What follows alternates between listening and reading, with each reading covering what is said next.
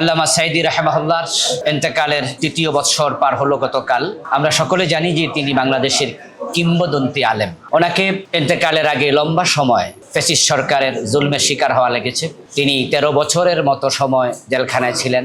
পরবর্তীতে তাকে চিকিৎসার নামে হাসপাতালে এনে মূলত হত্যা করা হয়েছে।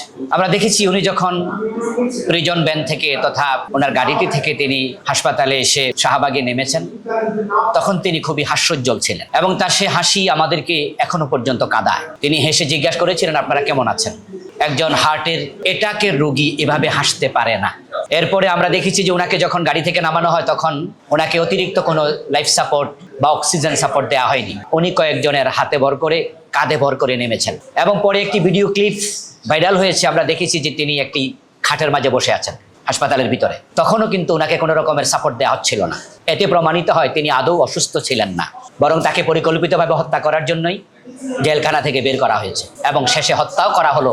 আমরা জানি উনি যখন শাহবাগের পিজি হাসপাতালে এসেছিলেন, ওনার ছোট সন্তান 4 নম্বর সন্তান যিনি আমাদের নাসিম সাঈদী ভাই, উনি বাসা থেকে শুনে দৌড়ায় এসেছিলেন। কারণ তখন শামীম ভাই ছিলেন আমেরিকায়, মাসুদ ভাই ছিলেন ঢাকার বাইরে। নাসিম ভাই আসার পর আল্লামা সাঈদী রাহিমাহুল্লাহর সাথে হাসপাতাল কর্তৃপক্ষ দেখা করতে দেয়নি।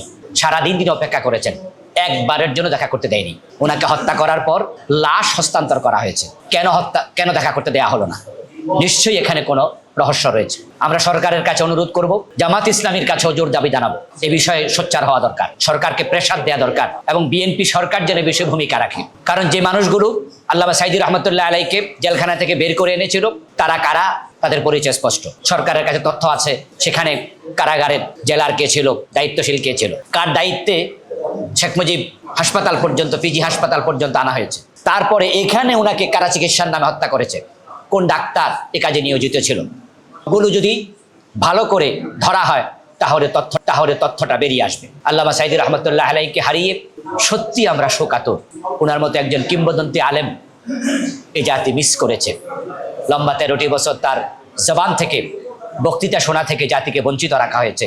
ওনার হাতে কয়েক হাজার কাফের মুসলমান হয়েছে। এই 13 বছর তিনি যদি বাহিরে থাকতেন, আরো কত কাফের মুসলমান হওয়ার সুযোগ পেত।